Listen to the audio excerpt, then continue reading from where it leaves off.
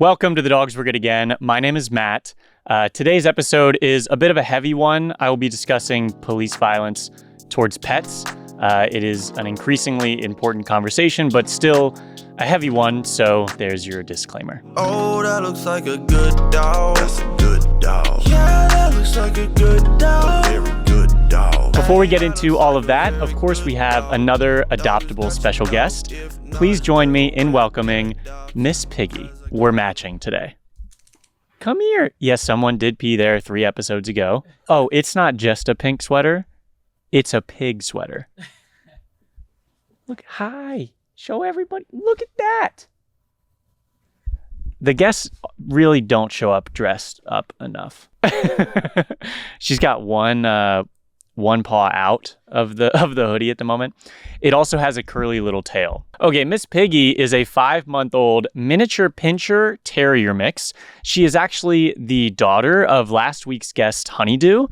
This is the first time we've had a mother-daughter duo on the pod. She is also available from the Hit Living Foundation here in LA. God, can we? Oh.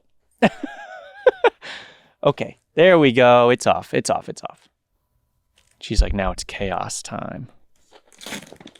I know, I got him. She knows sit very well. Her rescue says she is a brave, curious, and playful little adventurer. She loves exploring new things, meeting new friends, and showing off her joyful personality. She's confident and fun-loving, and she's always ready to make you smile. She's sleeping great through the night and eating like a champ. She is great with other dogs, cats, and children. That's the trifecta. I think you're going to get scooped pretty quick because of that. Again, good with dogs, cats, and children. She's also doing great with potty training, is food motivated, and like I said, already knows sit and shake. We'll try to show you both of those if we don't have a little B-roll video of that. We also have a video of her making out with herself. So, a little narcissistic, perhaps? Little narcissistic tendencies. Her adoption fee is covered by Jordan Wolf. This is, I believe, the 3rd time that Jordan has covered an adoption fee. So let's clap it up for Jordan. Yeah. What are you sniffing? You being a good girl. I don't know what you're sniffing, though. Jordan says, it's an honor to have the opportunity to help remove a barrier to adoption again in honor of Rex's memory. Being able to help these special guests on the podcast has lit a fire in me to go out and do more, donating both time and money to shelters, rescues, and other organizations. Good on you, Jordan. I hope this sponsorship will inspire others to go out and give what they can to their community or local shelters or rescues, even if it's just an hour or 2 of their time in volunteering. If you'd like to sponsor a future guest's adoption fee, you can email podcast@weratedogs.com and get in line. Thank you so much, Jordan, again. That is clutch. And yeah, your message definitely resonates. If you're looking to do something in your community, I think your local shelter or rescue is a good first stop. So the incident that prompted this entire episode was first reported on September 10th by Fox 14 in El Paso. It was brought to my attention this past weekend. Notably, there have been no updates on this story apart from the family continuing to seek assistance in getting the story more visibility. This is Chop, and I'm going to literally read verbatim from KFox 14.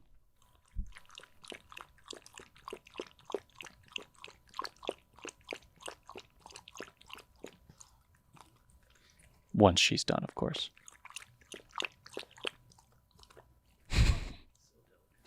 I think she looked right into the camera for us. I get really anxious when they're behind me. Even when they're tiny and small, like Miss Piggy.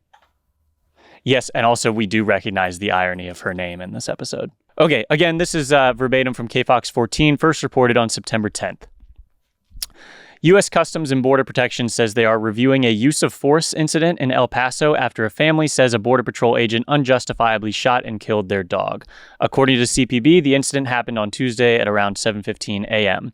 Without offering specifics, CBP said that during a migrant smuggling investigation in El Paso, a U.S. Border Patrol agent was involved in a use of force incident involving a dog. CBP stressed that it is taking the matter seriously and said it will provide more information when it becomes available, providing no mention of any migrants being found. However, KFox 14 spoke with a distraught family from the Upper Valley who claimed to have been the victims of this incident and said the agents went into the home and shot and killed their dog. The father, who wished to remain anonymous, said Border Patrol agents in jeans and T-shirts showed up to his son's home looking for migrants after receiving a tip. The son answered the door, and while he permitted the agents to search his home, claiming he had nothing to hide, he asked if they could wait first while he put the family dog Chop, a Rottweiler, away in the bathroom before they walked in, as the dog could be aggressive with strangers. Border Patrol agents then asked the son if he could show them some identification. According to the family, it is at this point that the son went to his pickup truck to retrieve his ID, and a Border Patrol agent entered the home and, as a result, ended up shooting the dog. The family stressed that the agents knew, because the son had told them, that Chop was put in the bathroom for their safety and that the agents opened the door, let Chop out, and shot him. The family appeared upset and disgusted by the agent's actions, saying that they were following orders and trying to be upstanding citizens, only for the agent to kill a family member. Furthermore, the family said none of the Border Patrol agents helped the family, who desperately tried to render aid to the dog, which bled to death on the kitchen floor. There are a variety of photos and a video that we will not be showing that validate everything that's being claimed here. Also, the family claims the agent who shot their dog then hid from them and refused to give his name, which, if you've been following along at all, is unsurprising. The family said it is looking to pursue legal action and expressed concern that something like this could happen to other families. The family added that when they confronted the agents, Border Patrol reportedly told them that they were working from an anonymous tip tied to the previous owners of the home who lived there 2 years ago. The official statement from them is a U.S. Border Patrol agent was involved in a use of force incident in El Paso, Texas, during an investigation into alien smuggling at a residence. The incident involved a canine. The use of force is currently under review by CBP's Office of Professional Responsibility in accordance with CBP policies. CBP takes such incidents seriously. We will provide additional information as it becomes available. So, just to reiterate, they're claiming they showed up to an anonymous tip regarding the previous homeowners who haven't lived there for 2 years. The son answers the door and asks them to wait until he can put his dog in the bathroom. He puts the dog in the bathroom. As he's getting his ID from his truck in the driveway, an agent enters the home, opened the bathroom door where they knew Chop was, and shot him. They stand around while the family screams and tries to save him. Then they leave and Chop dies on the kitchen floor. We posted about this Tuesday morning, and we did happen to receive a response from Congresswoman Veronica Escobar. This is what Veronica Escobar said in response. We had listed a few places to contact and email in response to this situation. She replied to our Instagram post. "Thank you very much for bringing attention to this. My office and I have been aware of the incident involving CBP and an El Paso family's dog and have been in communication with the agency. I have requested to be kept informed as they conduct their investigations and will do everything in my power to ensure those responsible are held accountable." And we replied, "Thank you." I replied, "Thank you. Also, may I politely suggest an independent third-party investigation, as we investigated ourselves and found no wrongdoing is the most likely outcome here." And I truly believe that there will be no justice for Chop or the family in this situation. Reading this story, I can't help but think of my former dog, Doug, was reactive as well as Chop, and I really cannot imagine trying to do the right thing in the effort of keeping those agents safe, and that still being the result. I would also say that a fair amount of dogs would also not welcome with open arms a masked man in their space, whether they're known to be reactive or not. But to know your dog poses a threat and remove that threat by putting them in a safe room, like a bathroom, and then have that willfully ignored by the dumbest people imaginable is just numbing. He did this for the agent's safety, and his family member, Chop, was murdered regardless. Will the death of Chop change anything? Absolutely not. The deaths of people at the hands of ICE hasn't yet either. The most recent of those being Silverio Villegas Gonzalez. He works at a diner in Chicago, and his manager knew something was wrong when he was just 12 minutes late to work. He was shot and killed by ICE agents after he dropped his 2 sons off at school and daycare. The Department of Homeland Security called him a criminal illegal alien with a history of reckless driving who steered his car at agents, causing one to fear for his life and fire his weapon. He had traffic citations, the most recent in 2013, but no criminal record. He came to the U.S. in 2007, fleeing the war against drug cartels that often inflicted violence upon those unassociated. Hey, you're being a very good girl. Now, while this is all overwhelmingly frustrating to hear, I'm sure, I need you all not to be shocked, which is basically the essence of the rest of this video. I need you all to be very sober about this situation. I need you all to see these events as what they are and not just another horrific headline. Do not live in this hysteria. It's a place where I'm very comfortable. You think that all the horror of the headlines, you kind of just get lost in it, and it's okay to just be, mad for, 30 seconds here and then keep moving it on. But I just really request that you all are sober about this. My goal with the rest of this episode is to provide some evidence that we are within a system that allows this and always has. We live in a brutal country, and people who look like me are often the last to realize that. So let me push you along this path so we can improve our world as fast as possible. So the rest of this episode is going to be about police violence against pets specifically. But to do that, I think we need to set a foundation of some history about police. So I'm going to start with the statistic, and please remember to get all the hysteria out quickly regarding the statistic. According to an estimate by a Department of Justice official, police officers kill approximately 10,000 dogs every year in the United States. 25 to 30 dogs every single day. In the South, some of the earliest roots of policing are found in slave patrols. You may have known that. They were first... You can't be hype about that. You're not allowed to be so excited about slave patrols, Miss Piggy. They were the first publicly funded police force in the South. Beginning in the 18th century, white volunteers developed slave patrols, also known as paddy rollers, which were squadrons that acted as vigilantes. In 1704, the first slave patrol was established in South Carolina. Eventually, all states with legal slavery had slave patrols. She's about this. These patrols focused on enforcing discipline and policing of African-American slaves. They did the following. They captured and returned fugitive slaves. They quashed slave rebellions. They terrorized slaves in order to prevent rebellions, broke up slave meetings, kept slaves off roadways, administered discipline of indentured servants. Later in 1823, the Texas Rangers were established by Stephen F. Austin. The Rangers used violence, harassment, and intimidation to protect the interests of white colonists. They captured indigenous people who were accused of attacking white settlers. They raided Mexican vaquero cattle ranches. They investigated crimes such as cattle raiding. They intimidated Mexican and Mexican-American people into leaving their homes and land. They supported and participated in extrajudicial killings and lynch mobs. In 1838, the United States developed its first formal police department located in Boston.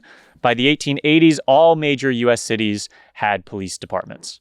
According to Dr. Gary Potter, a professor of criminal justice, early American police departments shared two primary characteristics. They were notoriously corrupt and flagrantly brutal. If we fast forward to today, unfortunately and painfully, that racism of the police departments persists. The number of people killed by the police continues to rise each year. The U.S. police have killed more people compared to any other industrialized democracy, with a disproportionate number of people shot being people of color. The only... Miss Piggy? Miss Piggy?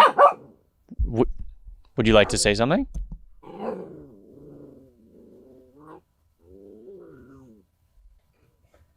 No, I agree. That's what I've tried to say that for most of the episode. Well, I didn't consider that. Miss Piggy, we're gonna have to bleep some of those. Miss Piggy, come here. I have a whole mic for you. Come here. Say it in the mic.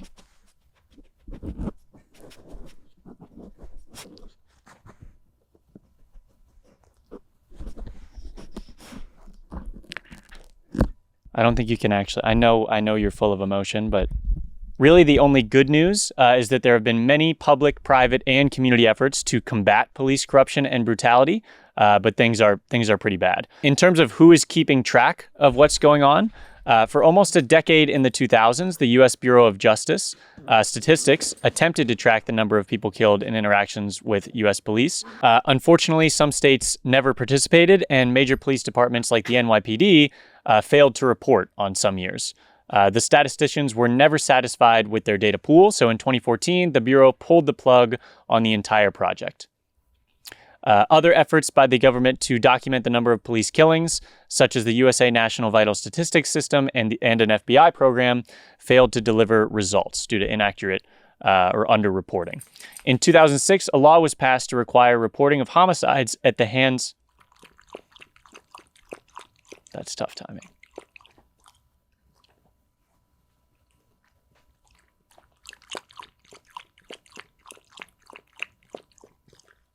Good girl.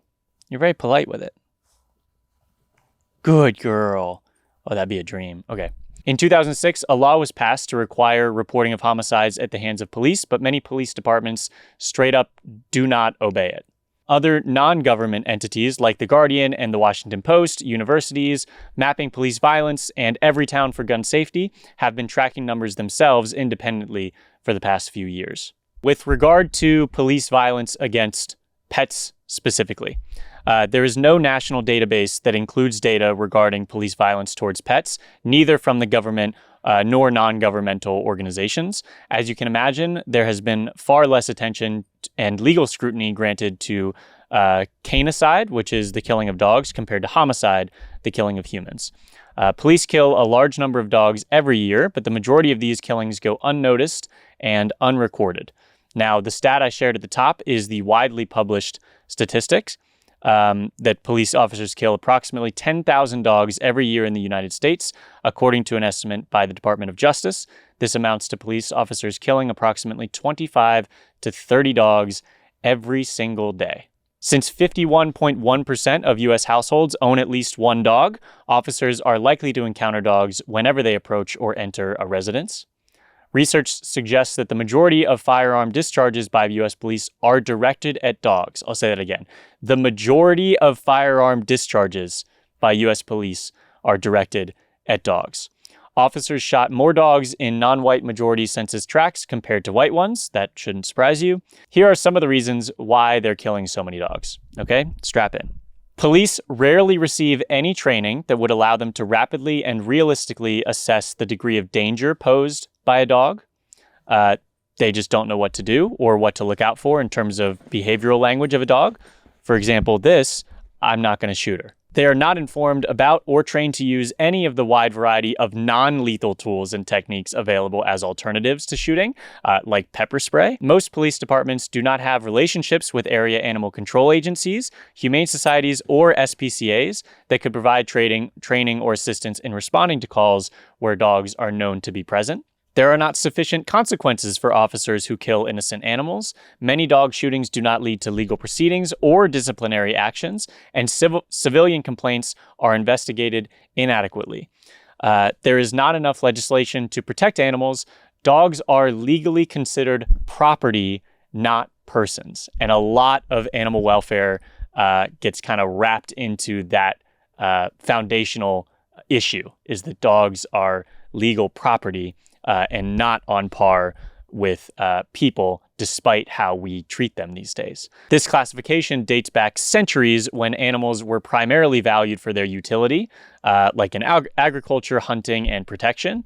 Today, despite the emotional bond many people share with their pets, the legal system still categorizes them as personal property. The Animal Legal Defense Fund, which has a lot of great information about all of this, says animals are living, feeling beings who need and deserve a legal status that reflects who they are, creatures with the capacity for pain and pleasure, joy and sorrow, fear and contentment. But that's not, by and large, how the law treats them. Our legal system still considers animals to be property, in many ways not much different from a table or a chair, able to be bought and sold, bred and killed for profit, and in many ways without any consideration of their wants needs, and sentience. This is slowly changing, and I want to emphasize slowly. But back in June, a New York court issued a decision affirming that dogs can be recognized as immediate family members under New York law. A woman was suing for emotional distress because she witnessed her son's dachshund get run over. Normally, she could only sue for the market value of the dog plus medical costs, but she tacked on the emotional distress charge. The driver's lawyer argued that the dog was property, so she couldn't sue for emotional distress, but the judge allowed it. So if someone kills your dog, they can, in theory, get in trouble for animal cruelty, or you can sue them for damages since they destroyed your property. Some more reasons why they're killing so many dogs. A lack of standardized reporting and oversight makes it difficult to assess the extent of the problem and address it effectively. Only California, Colorado, Illinois, Tennessee, and Texas have state laws mandating dog encounter training for law enforcement. There are 45 states where there is absolutely no training for police when it comes to dog encounters. The dumbest part about all of this is that killing animals is bad for the cops too. It breeds the public's mistrust. It puts people, including themselves, at risk because of the inherent use of a firearm, and it puts them at risk of lawsuits and bad press. According to information compiled by academics and researchers, public records of firearms discharges by police indicate that it is common for 50% or more of all shooting incidents to involve an officer shooting a dog.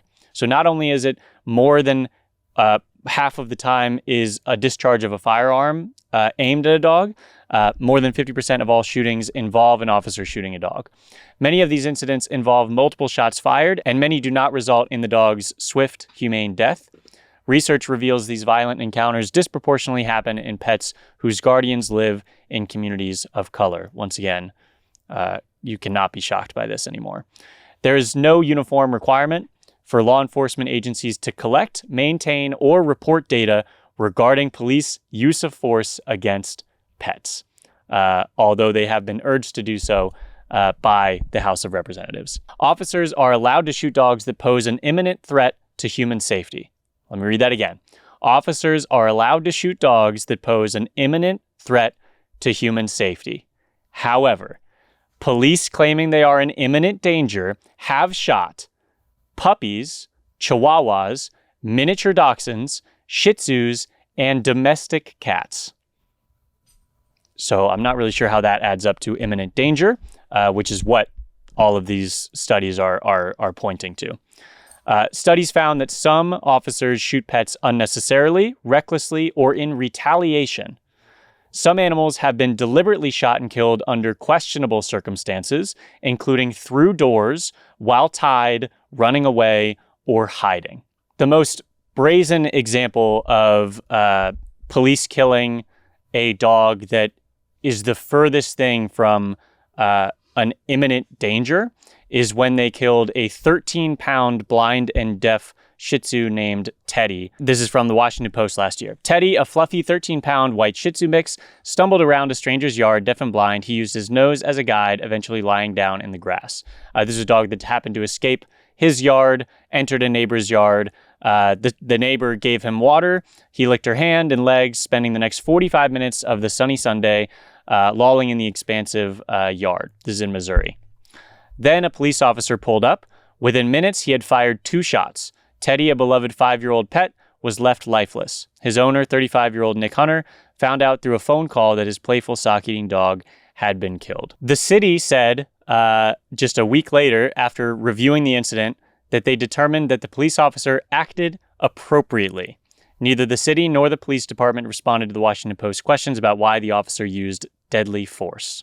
The neighbor that Teddy had initially visited was asked if the dog was aggressive, and they said, no, not at all. I cannot stress enough that this animal was in no way a threat to others. In a study done of Los Angeles, it was found that nearly 46% of all hit shots fired between 2010 and 2017 by the County of Los Angeles' Sheriff's Department were directed at dogs. Over a quarter of all officer-involved shootings from 2010 to 2016 by the city of Los Angeles involved dogs. And once again, these shootings were geographically clustered in low-income communities of color. Now, why is there rarely justice in these situations? Well, it's a variety of factors. These are the main ones. Qualified immunity, their favorite term. Legal doctrine that shields government officials, including police officers, from liability in civil lawsuits. It only permits lawsuits against government officials when they have violated a clearly established constitutional or statutory right. The blue wall of silence, an informal code of silence among police officers not to report on a colleague's errors, misconduct, or crimes. Lack of legislation, shooting a dog is considered a seizure of property under the Fourth Amendment, as once again, dogs are considered property, not persons.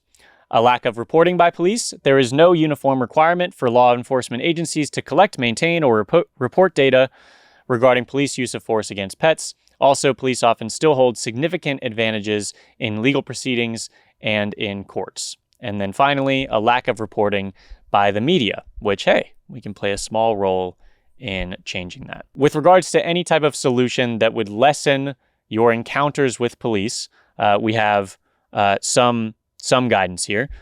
Don't be poor, Black, Hispanic, or Native American. If you're in those categories, too bad. But if you know your rights, it can help. Since the majority of pet shootings are residential, here is what to do if police show up at your door. Remain calm and don't exhibit hostility towards the officers. Do not invite the officer into your house. Talk with the officers through the door and ask them to show you identification. You do not have to let them in unless they show you a warrant signed by a judicial officer that lists your address as a place to be searched or that has your name on it as the subject of an arrest warrant. Ask the officer to slip the warrant under the door or hold it up to the window so you can read it. If the officers have a warrant, restrain your animal before allowing them to enter. Officers can only search the areas listed on the warrant, so enclose your pet in an area that is unlisted. Inform the officers of your animal and the location they will be restrained in. Even if officers have a warrant, you have the right to remain silent. You should not answer questions or speak to officers. Stand silently and observe what they do, where they go, and what they take. Write down everything you observed as soon as you can. If you have a phone, record. If you are a guest inside the house and end up answering the door, you should make it clear to the police that you are a guest and do not have the authority to let them inside without the homeowner's permission. Now, obviously, some of those probably ring familiar in Chop's situation, and it did not help at all. The burden of de-escalation does not fall on private citizens, it falls on the police officers. However, you cannot assume officers will behave in a way that protects your safety or that they will respect your rights even after you assert them. The truth is that there are situations like Chop's where people have done everything they could to put an officer at ease, yet still end up injured or killed, pet included. I hope we're sobered up by now. Are you sobered up yet? I am a little bit. I couldn't discuss all of this without mentioning kind of the other side of this coin. It felt very natural to flip this discussion a little bit to police canines, as they are part of this discussion. So these are going to be all about how the police use dogs as weapons as well. Police dogs bite thousands of citizens every year, according to research from the Marshall Project, a nonprofit newsroom focused on criminal justice. They did not my feet. That'd be really rude if you just bite a little toe. Pillow's fine. Pillow's great. They did a year-long investigation tracking 150 incidents nationwide from 2010 to 2020 and found 3 cases where a police dog attack led to the victim's death. Many people bitten didn't have a weapon, were not accused of violent crimes, or weren't suspects at all. Men are the most common targets of police dog bites. In a report done on the state of California, ACLU found police using attack dogs to inflict serious injuries on people who do not pose a danger to officers or others. Police using attack dogs specifically to bite and threaten people experiencing a behavioral health crisis. Police using attack dogs to perpetuate racialized violence. Police who can't adequately control their attack dogs, who regularly maul bystanders and fail to stop attacking when recalled. State law and police policies that fail to prevent police attack dogs from unnecessarily inflicting violence against the public or provide accountability when individuals are harmed by their indiscriminate and unnecessary use. Some more terrible stats. Houston Police Department officers reported sicking dogs onto 104 people in the 14 months between March 2022 and May 2023. At least 77 of the 104 people attacked by this single police department's canine unit were either charged with nonviolent offenses or nothing at all. A 2019 study that examined more than 32,000 emergency room visits caused by police dog attacks between 2005 and 2013 found that 42% of the victims were black. This is nothing new. Slave hounds were used to attack enslaved people. The Fugitive Slave Act of 1850 federally legalized slave patrols, remember them, ability to seize slaves in free states, often accompanied by hunting dogs, and the act was later nicknamed the Bloodhound Bill as a result. The state-sanctioned use of dogs to attack human beings became widespread again during the civil rights movement of the 1960s. And today, the historical pattern of the state forcing animals to attack human beings for cruelty and profit continues with police canine units. The dogs hate it too. This was all terrible for humans, but for dogs as well, who are forced, non-consenting partners. Slaveholders had to break, this is unbelievable. Slaveholders had to break the human-dog bond, you know, that natural thing that we talk about on every single episode of this show, in order to train their hounds and make them hate black people. According to legal scholar Madeline Wasselchuk, enslavers trained dogs by forcing enslaved people to beat the dogs, while others arranged planned chases or commanded dogs to attack enslaved people who had been forced to secure themselves to trees. Modern-day law enforcement subjects police dogs to cruel and coercive training using choke chains and pain compliance. If you are bit by a police dog, good luck. Police officers are often shielded from liability, and federal civil rights laws don't typically cover bystanders who are bitten by mistake. Even when victims can bring cases, lawyers say they struggle because jurors tend to love police dogs. There is, again, a lack of legislation when it comes to police dogs and their training, especially when it comes to apprehension and attack dogs, who are used to locate, apprehend, and sometimes subdue suspects. So when I first saw that headline for Chop and the photos and videos of him and his blood all over that house, I was hysterical and just overwhelmingly angry. That is unfortunately like a state of mind that over the last couple of years I've grown very comfortable in, that ebb and flow of just, again, hysteria. How is this reality? This is so crazy and stupid. And the only thing that has ever soothed me in that roller coaster of horror has been action. So as soon as I read that, I started working, or as soon as I sobered up from reading that headline, I made sure that my entire audience knew about Chop and who to contact to demand accountability. And again, it was the only thing that calmed me. And whether demanding accountability via the phone numbers and the emails that we will also leave in the description of this video, whether that does anything or not, it was action and it felt purposeful, and it, for a moment, calmed me to know that action was taken. So if you are equally angry or heartbroken about the things that I've shared, I extend that same strategy to you all.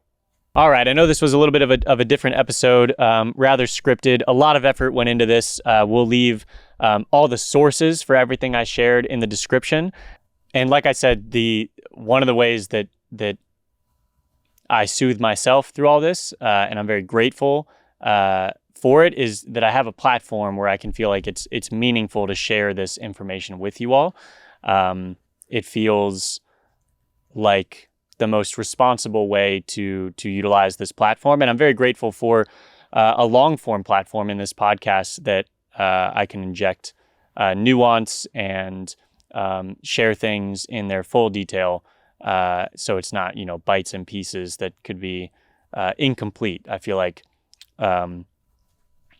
this format allows it to be very well rounded with this single topic. And please let us know.